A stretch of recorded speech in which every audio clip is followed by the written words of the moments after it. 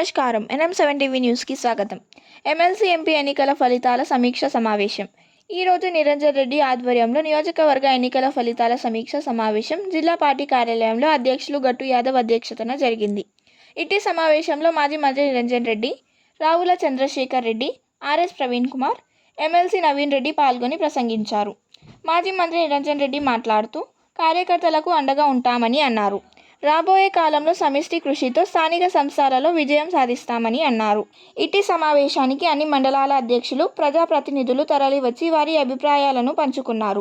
ఈ కార్యక్రమంలో జిల్లా అధ్యక్షులు, రాష్ట్ర నాయకులు రాజవరప్రసాద్, ఇబ్రాహీం, నాగం తిరుపతి రెడ్డి, అభిలాష్ రావు, జిల్లా అధ్యక్షులు గట్టు యాదవ్, వాకిటి శ్రీధర్, బి లక్ష్మయ్య, పి రమేష్ గౌడ్, జెడ్పీటీసీలు, కౌన్సిలర్స్, నాయకులు తదితరులు పాల్గొన్నారు. నాకు ఓటేసి గెలిపించిన ప్రజాప్రతినిధులకు, ఎంపీటీసీలకు, జెడ్పీటీసీలకు, కౌన్సిలర్లకు అందరికీ మరొకసారి హృదయపూర్వక పాదాభివందనాలు. గెలుపోవటములు చాలా సహజమైనటువంటి మనందరికీ తెలుసు. సరితప్పుడు చెప్పినారు.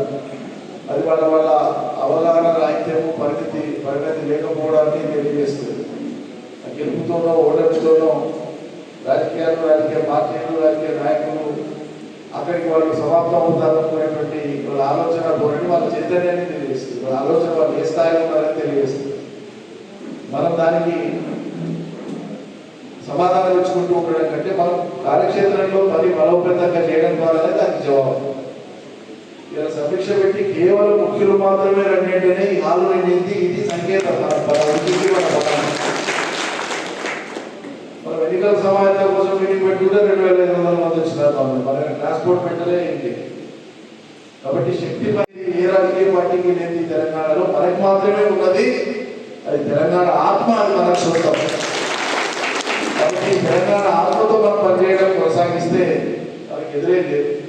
తప్పకుండా అన్ని మంచి రోజులే ఉంటాయి.